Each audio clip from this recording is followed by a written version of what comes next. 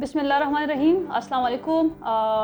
प्रोग्राम जन خلې کې هر کله پنانی پروګرام کې بدمن تاسو سره په دې خبره باندې خبرې کوو چې د اعصابي بیماریانو علامات سوي او د دې غټې نښې سوي چې کله یو انسان ته ذهني بیماری شروع شي او هغه ته اعصابي تکلیف شروع شي نو هغه چارپیچر کې چې کوم خلک هغه به د هغه بیماری شناخت څنګه کوي او د هغې داسې کومې غټې نشانیانې وي یا علامات وي یا هغې کوم پہچان داسې وي چې موږ ته پته لګي چې دا مریض ته یا د انسان ته څه د سایکالوجسټ یا سایکیاټرسټ ضرورت دی یا د معاینې ضرورت دی. هغه دې مریضانو ته عموماً په شخصیت کې ډېر غټه تبدیلي شروع شي. د دوی د خپل د ارد ګرد د ماحول نه د چارپیچل د خلکو نه یره پیدا شي. دوی د خلکو باره کې او د ځان باره کې یو منفي سوچ ساتي. دوی ته خپل د ژوند باره کې یو منفي سوچ ساتي. دوی ته داسې لګي چې دا ژوند او دا خلک او دا زما ځان دا هسې چې کوم دی بېمعنی دی، د دې هېڅ قسم کې چې کوم دی څه مطلب نشته او خلک هسې دا ژوند بس یو ورځ ده او شپه ده او تېرېږي. دوی خپل ژوند سره څه مینه نه وي او دوی د خپل د ژوند د ختمولو کوشش کوي یا که کوشش نه کوي خو مختلف قسم چې سوچونه ورله ډېر راځي.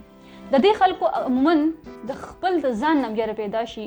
دوی سره کله دا یره د دې په شکل کې چې لکه موږ به مړه شو نو بیا به څه کېږي، موږ به بیمار شو نو بیا به څه کېږي، زموږ د به خلک خفه شي نو بیا به څه کېږي، زموږ سره به سبا بل ورځ پیسه نه وي نو بیا به څه کېږي، زموږ سره به خلک تعلق صحیح نه ساتي نو بیا به څه کېږي، زموږ سره به خلک چې کوم دی موږ پسې به خلک خبرې کوي یا به زموږ چې کوم دی ساخت ښه نه ګڼي. نو دا مختلف چې کوم سوچونه دي دا د انسان د شخصیت کې تبدیلی راولي. دا انسان که مخکې چېرته په خلکو کې به مکس کېدو په ګڼه کې به کېناستو خو دا انسان په ګڼه کې ناستې پرېږدي او دې سره سره چې کوم دی د ده په خبرو کې په چال چلن کې تبدیلی راشي. د دې انسان یا هغه انسان چې چاته د اعصابي تکلیفونه شروع شي د دې چې کوم دی د خپل د ژوند څه مقصد عموماً نه وي. دوی ته نه وي پته چې موږ ځان له خپل ژوند کې څه غواړو او زموږ خپله د ژوند کې زموږ نه خلک څه غواړي. د ژوند مقصد څه دی، موږ راغلی ولې یو، موږ دا ژوند تېرو څه دپاره، موږ دا پیسه څه دپاره ګټو، موږ دا نوکرۍ څه دپاره کوو، موږ دا خوراک څه دپاره کوو، موږ دا جامه کپړه پیزار څه دپاره کوو. د دې هېڅ قسم شي سره هېڅ قسم شوق نه وي. دوی دا په دې خبره باندې چې کوم دی د دې هېڅ قسم کې سوچ نه ساتي، فکر نه ساتي. د دې وجه نه چې کوم د دې د وجود د صفایي وي د هغې هم خیال نه ساتي. نو موږ ته دا اندازه وشي چې یاره د دې خلکو یا د دې انسان په شخصیت کې په روزانه په چې کوم دغه روزمره چې کوم زندگی و د هغې کې تبدیلي راتلو سره موږ ته اندازه کړي چې د کې څه مختلف دي. بل د انسان لږ شانتې چپ وي، خبره ډیره نه کوي او چې کوم دی لکه چې کله ورته څوک د یو فیصلې اغوستو خبره کوي نو دا فیصله دی نشي اغوستی او دا فیصله دی ته لګي چې موږ کومه فیصله اخلو دا به غلطه وي. که دا غلطه ثابت شو نو بیا به څه وي. بعض انسانان چې کوم دي چې هغوی سره څه ذهني پریشاني وي یا هغوی اعصابي طور باندې په خپله هم کله کمزوري وي نو هغوی چې کله یو سخت حالات راشي نو هغې سره هغوی مقابله نشي کولی. دا خو تاسو ته ما د اعصابي بیماریانو یا ذهني بیماریانو غټې نښې بیان کې. اوس د دې بیماریانو اقسام کم اقسام وي ویل چې اعصابي بیماري صرف د یو قسم کې نه وي. دا بیماري چې کومه ده دا داسې هم کېدای شي چې کله انسان کې یره پیدا شي او دې بیمارۍ ته مونږ انزایټي وو. دې کې د خپل د ژوند د تېرولو د سبا د وخت یره پیدا شي چې سبا به څه کېږي، خلک به څه وایي، زما به څه کېږي، د خلکو به څه کېږي. او دې سره چې کله بل اقسام چې کوم دی هغې ته خلک ډپریشن وایي، یعنی مایوسي پیدا شي انسان ته خپل ژوند کې. هغه ته پته نه چې زه به خپل ژوند کې چېرته ځم، څنګه به ځم، کوم خوا به ځم، کله به څه کوم، څه به کوم، د کوم ځای نه به شروع اخلم، په کوم ځای به زما اختتام وي.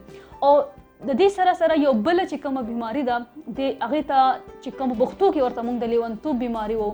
او دې بیمارۍ کې چې کله انسان وي هغه ته داسې محسوسیږي چې هغه سره څوک خبرې کوي، هغه پسې څوک خبرې کوي، څوک راځي او د هغه چې کوم دی هغه ته نقصان رسوي، څوک چې کوم دی هغه باره کې خبرې کوي، یا چې داسې هم کېدای شي چې هغه ته داسې لګي چې یو دوه کسان دي هغه یو بل کې خبر کوي خو دا خبرې ما پسې کېږي. دې سره داسې هم کېدای شي چې هغه ته داسې محسوسیږي هغه سره په ماحول کې په چارپیچل کې هېڅوک ناست نه وي خو دا مریض ځان سره خبرې کوي. دا مریض به داسې محسوسوي چې یاره زمونږ چا اپریشن کړی دی، چا ته نه ګردو ویسته، چا د اینې اپریشن کړی دی، چا د معدې اپریشن کړی دی، چا ورله څه کړي دي. نو داسې هم چې کوم دی هغه ګډې مونږ لکه پښتو کې وایو چې دا ګډې وډې وایي. چې کله دا مریض ګډې وډې ویل شروع کړي نو موږ چې یاره ته اعصابي مسله شروع شوه. دا مریض چې کله دې ته څوک وایي چې دا خو دلته سره خو ګیر چاپېره څوک نشته او تا سره خو څوک ناست نه دي، چا تا پسې خبره کړې ده، څوک تا پسې راغلي دي، نو دې مریض ته غوسه ورځي. چې کله دته غوسه ورشي نو دا مریض بیا په کسر چې کوم خلک وي هغې ته نقصان رسولو یا ځان ته نقصان رسولو کوشش کوي. هسې که دا مریض ځان له یوازې ناست دي خو د دا نه ځان ته نقصان رسوي او دا نه بل ته نقصان رسوي. دې سره سره چې کله دا بعضې مریضان داسې وي چې هغه ته داسې محسوسیږي چې مونږ د دې دنیا نه یو بدل خلک یو، مونږ له یو خاص قسم کې هنر راځي، مونږ له یو خاص قسم کې زبان راځي، مونږ باندې الله یو خاص غټ کرم دی، نعوذ بالله مونږ پیغمبران یو، الله طرف نه پیغمبر رابللی شوي یو. نو داسې مختلف قسم کې چې کله دعوی شروع کړي نو دا مریض په کتو کې، په اخلاق کې، په خبرو کې، په جامه کپړه کې ډېر صحیح لګي. خو چې کله تاسو یې ته غور وکئ نو د دې خبرې چې کوم دی د هغې سوچ او د هغې چې کوم احساسات دي یا چې کوم د حقیقت دی هغې سره پہچان او هغې سره چې کوم دی میلاپ نه خوري. او دا مریضان چې کوم دی دې سره چې کله انسان بحث کوي دې ته لګي چې دا خلک زموږ خلاف دي، زما خلاف دي. چې کله دې ته محسوس شي دا خلک زما خلاف دي دې ته غوسه ورځي او دې د جنګ جګړو کوشش کوي. دا بیماری بعض اوقات د نشې وجه نه هم شروع کېدی شي. دا بیماری چې کومه ده د ژوند کې سختۍ راتلو وجه نه هم کېدی شي. دا بیماری چې کوم دی انسان سره په هغه چې کله کور کې خلک دي یا چې اچانک داسې حادثه راپېښه چې کله هغې ته هغه ذهني تیار نه وي نو د دې وجه نه انسان ته دا د ذهني بیماری شروع کېدی شي. دې کې مختلف بیماری د شخصیت بیماریانې هم کېدی شي. بعضې شخصیت خلک والا چې کوم خلک دي هغوی وي چې لکه یاره مونږ دې یوازې نه یو، مونږ سره د خامخا یو بل کس ناست وي، زه د چې کوم د کمره کې یوازې نه یم، زه د کور کې یوازې نه یم. دا چې کوم دی هغوی سره د خلکو چې هغوی سره کوم کور کې کوم خلک دي د هغوی چې کله د نه کور نه وځي او د یوازې پاتې کېږي په د ماته چل کېږي. بعضې خلکو باندې په بندو کمرو کې یا بند ځای کې هغوی باندې څه چل کېږي، تیاره شان پې راځي. بعضې خلک چې کله په کلو ځای کې یوازې شي نو تیاره پې راځي. لکه تاسو چې کتلی چې کله په لیفټ کې خلک بره خیږي یا لاندې راکوزېږي نو بعضې خلک چېرېږي نه خیږي کوزېږي. نو هغوی سره د تنګو ځایونو د تنګو کمرو هغه چې کوم دی یره وي چې ما باندې به څه چل وشي، زه به مړ شم، بل څه چل به وشي، نو هغې وجې نه هغوی باندې تیاره راځي.